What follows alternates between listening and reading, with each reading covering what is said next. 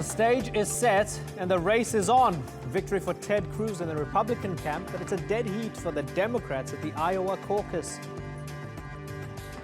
Also on today's program, I'll be talking corruption, conflicts and Russia with Georgia's former president and current governor of Odessa Oblast, Mikhail Saakashvili.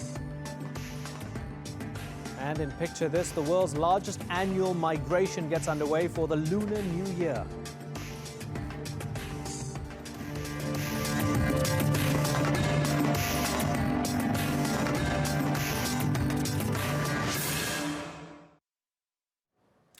Hello and welcome to the Newsmakers with me, Imran.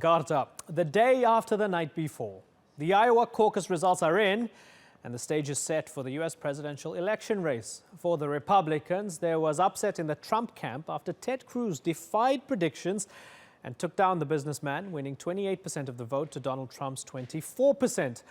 Victory too for Marco Rubio, who finished just a whisker behind Trump, showing the third-placed contender is still very much in the Republican race. But for the Democrats, the takeaways were less clear. Clinton and Sanders came neck and neck in a virtual Democratic dead heat, with Hillary just edging past Sanders after winning not one, but 6 coin tosses. One thing that is clear on both sides of the political spectrum, the next few months will be a hotly fought contest during the build-up to the 2016 presidential election. As we analyze and debate the results, our newsmaker today is perhaps Iowa's biggest winner, Ted Cruz. Tonight is a victory for the grassroots. The race to be the next president of the United States is on. Unbelievable. Unbelievable. They told me I needed to wait my turn. Iowa, thank you. Our next president. Republican Ted Cruz has won the Iowa Caucus with 28%. Tonight is a victory for courageous conservatives across Iowa and all across this great nation. He beat his rival and once frontrunner Donald Trump, who received 24%. I absolutely love the people of Iowa. But the race was tight, with the third candidate, Marco Rubio, trailing Trump by just 1%. For months they told us we had no chance. In the Democrat camp, the result has been described as a virtual tie, with Hillary Clinton winning by only a fraction of 1%. The Iowa caucuses are different to a primary. Voters have to be at a specific precinct at a specific time. The Republicans vote with a secret ballot. The votes are counted and announced publicly, and then added to the state results. Republican delegates are bound by the caucus results. The Democrats have a more complicated process. People physically indicate their vote by standing in a specific area. If a candidate doesn't get more than 15%, they are eliminated. Their supporters can then join another candidate's corner or remain uncommitted. But the Democrat results aren't binding for delegates. The race for the presidential nominee is tighter than ever, and the focus is on the direction Iowa has set for the rest of the campaign. But how did Iowa assume such an important role in the US presidential race? And is it deserved? Thank you all so much! 1976, presidential hopeful Jimmy Carter set his sights on Iowa. It was the second time the state had been the first to vote. He spent a year on grassroots campaigning in the hope the media coverage of being the first winner would propel his campaign. His strategy paid off.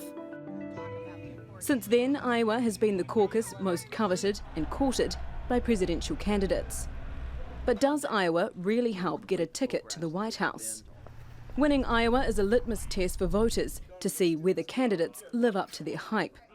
But a strong win in Iowa and at New Hampshire can help generate media momentum and vital campaign financing.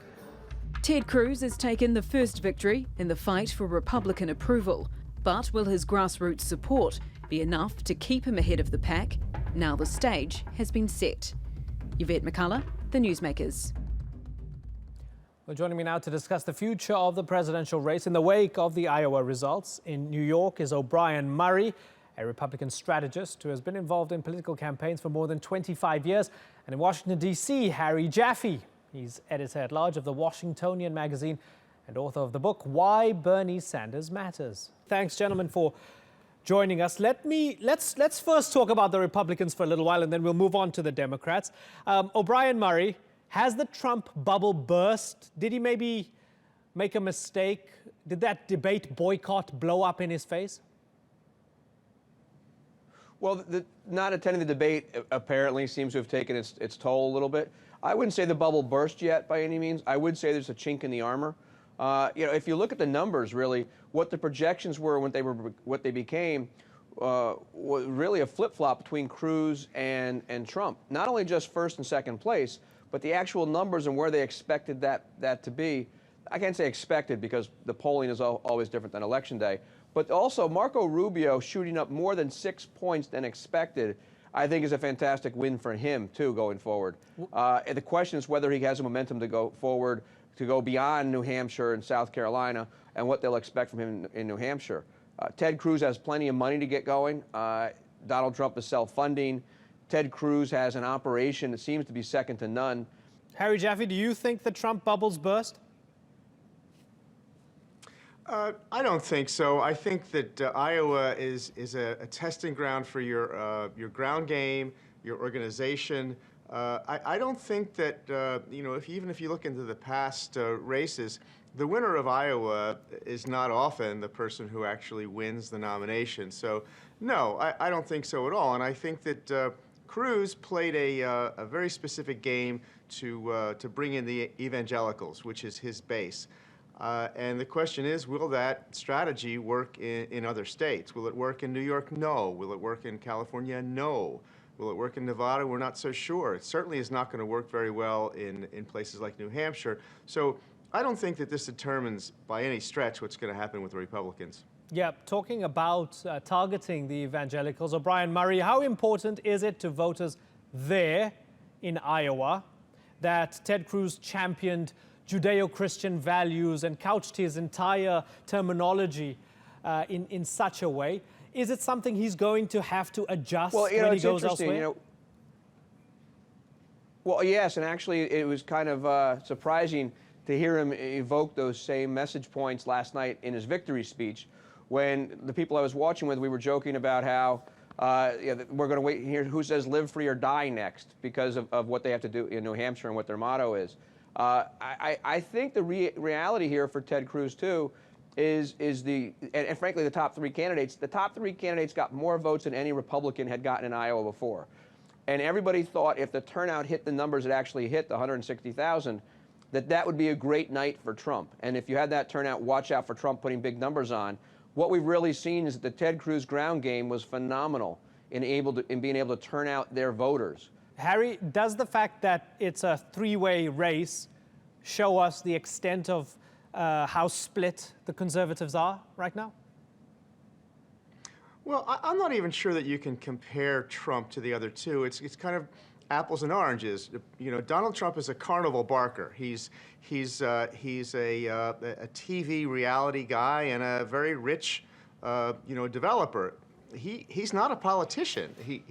This is his first entry into politics in this country. He has no conservative stripes. He hasn't proven himself as a conservative in any way, shape, or form. So it's really not a valid comparison. He's a populist. He's tapping into Americans' fear of, the Muslim hordes. He's tapping into the American fear of, Latinos coming across the border. That's not conservative. That's isolationist. Yeah, but it's interesting. Sorry to interrupt you. Sorry to interrupt you. I want to kind of move on to the Democrats and use that as an opportunity to move on. When you mention populist, Harry, would you say Bernie Sanders is the other side of the populist coin? Absolutely. He describes himself, and he has been in the past, as I write in the book. He's been a socialist. He started out in the 1970s as a member of the Socialist Workers' Party.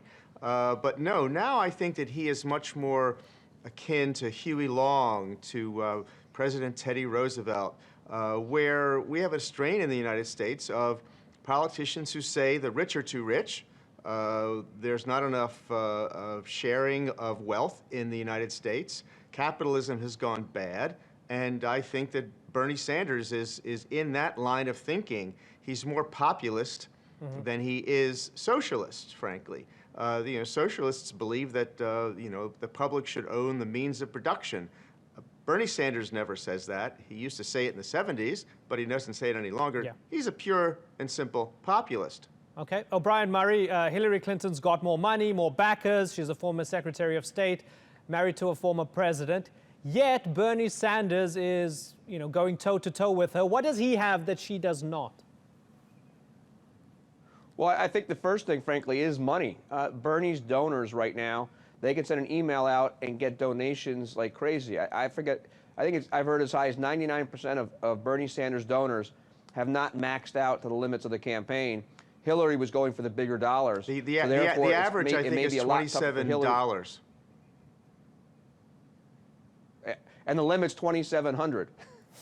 So there you go. Harry, we got a lot of room there, don't we? Yeah, and Harry, just sorry. Let O'Brien Murray finish his point, and then Harry can come in. Okay, sure. Well, but I was just going to say, I mean, to Harry's point, I don't know if I would say call Bernie Sanders a Huey Long.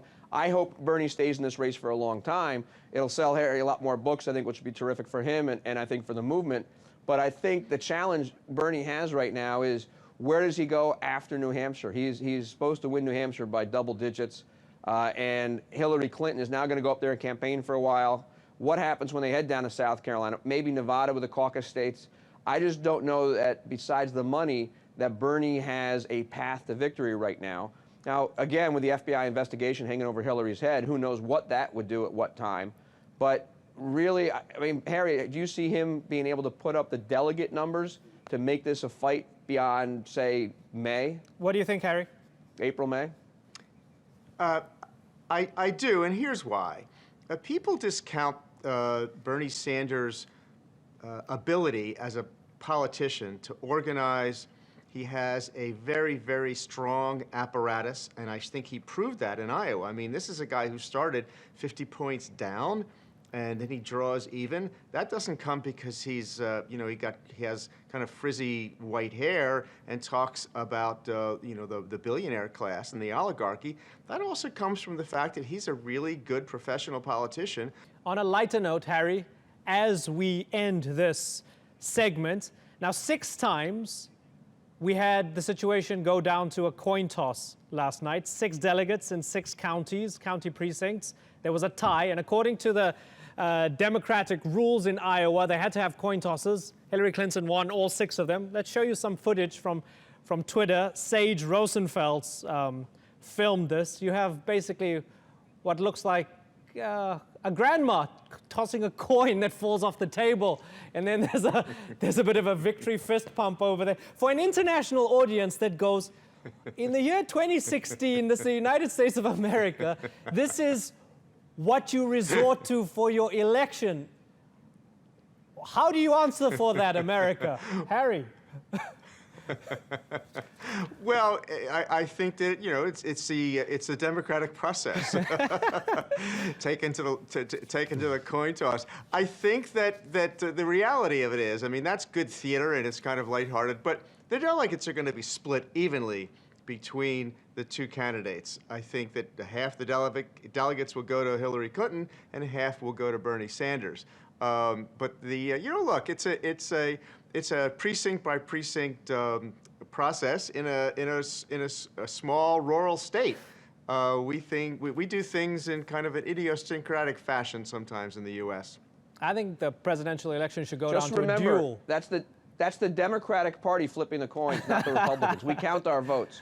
Gentlemen, thank you very much. It's been a pleasure. We are out of time. Thank you, O'Brien Murray and Harry Jaffe.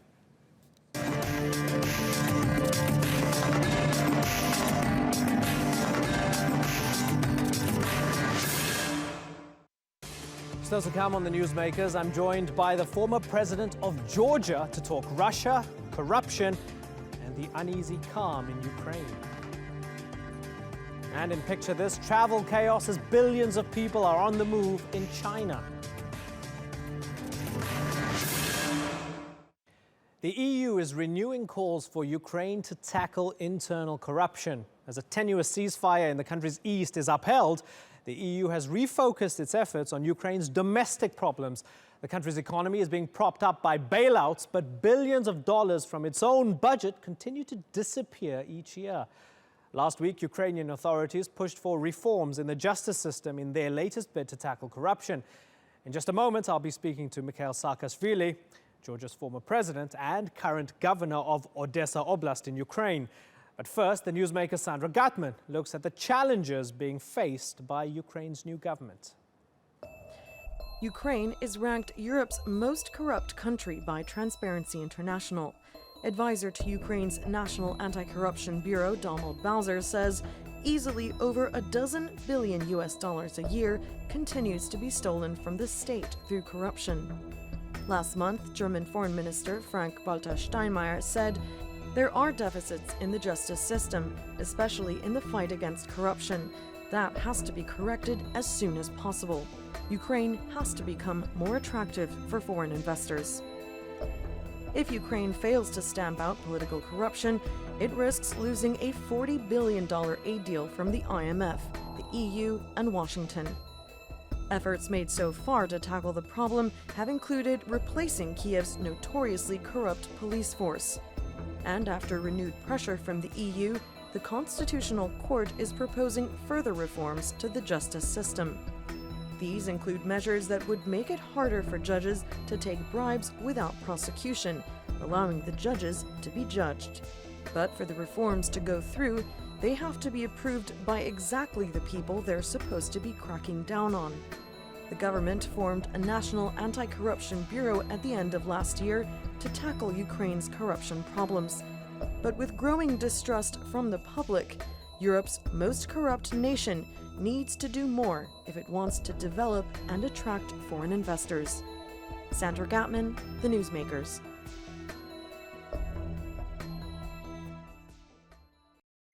Well, joining us now is Mikhail Saakashvili, former president of Georgia and current governor of Odessa Oblast in Ukraine. Thank you very much for joining us, sir. Odessa seems to be a tough place. Drugs, guns, sex trafficking. Are you cleaning it up? Thank you for inviting me, Imran. Well, I mean, I don't know from which narrative you take this. You can get all those things as well in Istanbul, what you just named, but it is a safe place. Since I moved there, we have a new police force, we have new prosecutors, we put many things under control. We have new customs, which is one of the cleanest customs, and right now we are building new electronic customs, which will be the first one of this sort in Ukraine, where there will be like zero corruption. So in many ways, also institutionally, it has changed, improved since several months, and I think it's setting good example for Ukraine and for the region. Now, Prime Minister Yatsenyuk recently called you a showman and a blabbermouth. Is it because he thinks you want his job? Well, in fact, in terms of popular support in Ukraine, I think maybe it's a ratio of 10-1 between me and Yatsenyuk. I don't know whether he is jealous of that, or maybe 20-1 because he's close to zero. But anyway, but that's not the issue. The issue is that this government in Ukraine has done certain things, but has missed an amazing number of opportunities. And Ukrainians are hungry for reforms. They want, anxious to get some results. There are some results, but they would like to get much more, and that's why I think there is now coming reshuffle in the government for the next few weeks. There will be a big hearing in the parliament, and I think everything is heading towards big renewal and change also in Kiev. Now, many people are fascinated by your intentions. You're a larger-than-life character. You're charismatic.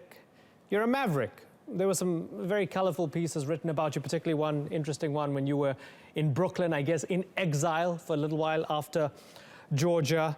From former Georgian president to now governor of Odessa in Ukraine, let's talk intentions. Are you doing what you do because you love Ukraine? or because you hate Russia that much? No, I love Ukraine. I was formed as a personality in Ukraine. I went there as a very young person, studied there for many years, lived there many years. And then in the end, for me, cause of Ukraine and Georgia, this is continuation of one another. And frankly, what I do in Ukraine, I think least of all about Russia. I think if Russia leaves us alone, it will be much better. I think Ukraine's battle, the main battle, is internal one. Of course, we have the war with Russia, and Russia made this dramatic mistake to have conflicts with the two biggest neighbors, Turkey and Ukraine. This is crazy. I mean, I think Putin is like really going mad on that. But frankly, I don't think about this. I think Ukraine cannot be defeated by Russia. It's very clear right now. We contain Russia on the forefront. Ukraine can only be defeated by itself unless it tackles the problems of corruption and mismanagement inside the country. So this is my main battle. And I do this main battle not because of outside factors, but I think this is really played out inside of this biggest country in Europe, largest country in Europe. I am very attached to this country. I love it. I'm a citizen, and I have my obligations towards these people. I'm not been born there, but I can tell you that I feel very much part of that society, and that was all my life. It's but for me, the Georgians and Ukraine, they are interrelated, and there is no contradiction between those, like zero differences between countries, and it's very much the same cause. So from that standpoint, I'm really, like people have been asking me, there have been some people saying recently, why don't you come and like some Moldovan politicians were saying, become Prime Minister of Moldova. Well, I'm not Prime Minister for hire. I'm in Ukraine because this is my country, and I love that country, and I'm not going anywhere else, and I'm willing to live and die for that country, as well as I was willing, and I'm still willing to live and die for Georgia. And these two are not in contradiction with each other. They know that I love Ukraine. They know that I'm committed to Ukraine.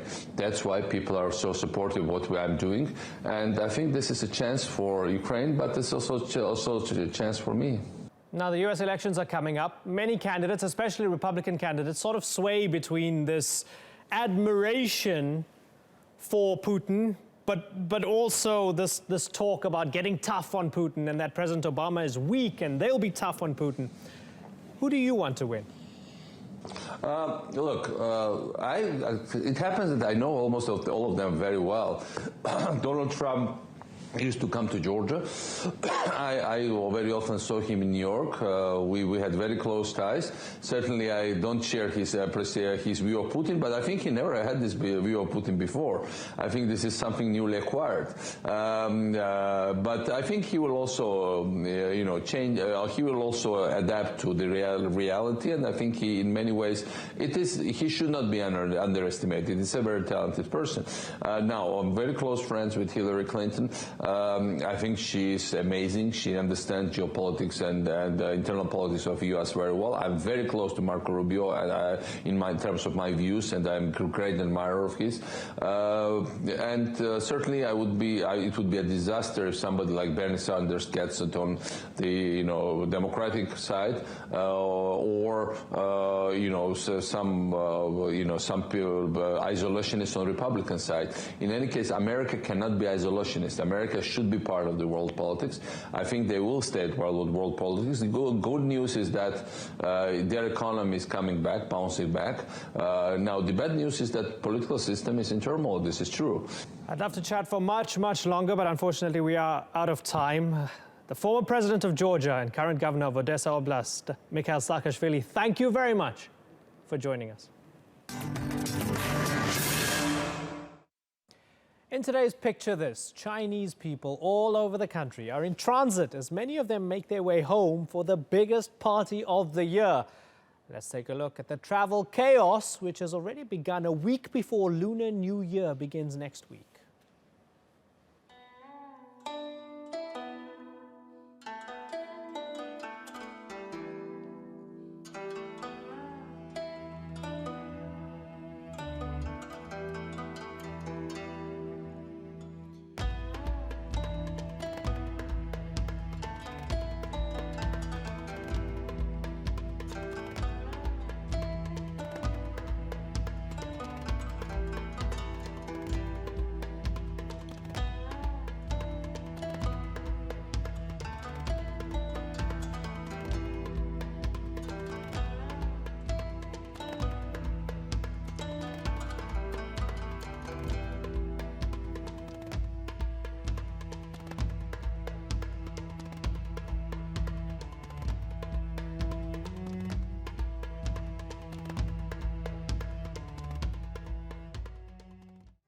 Today's newsmaker has been Republican presidential hopeful Ted Cruz. He's set himself up as a major contender in the race to the White House.